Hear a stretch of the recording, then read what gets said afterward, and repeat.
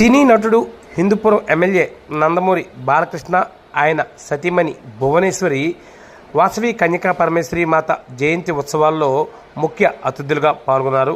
సత్యసాయి జిల్లా హిందూపురంలోని వాసవి కన్యకా పరమేశ్వరి ఆలయంలో నూతనంగా ఆవిష్కరించిన 2.5 కేజీల వాసవి మాత బంగారు విగ్రహాన్ని బాలకృష్ణ ఆవిష్కరించారు.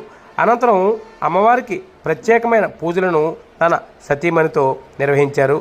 అయితే ఈ ఆలయంకు బాలకృష్ణ వచ్చారనే వార్త వినడంతో వేలాదిగా అభిమానులైతే ఆయన్ని చూడడానికి తరలి రావడంతో పాటు 2.5 కిలోల వాసవి మాత విగ్రహాన్ని చూసి అమ్మవారిని దర్శించుకొని పూజలు చేశారు. ఈ కార్యక్రమంతో ఈ ప్రాంతమంతా సందడిగా మారింది.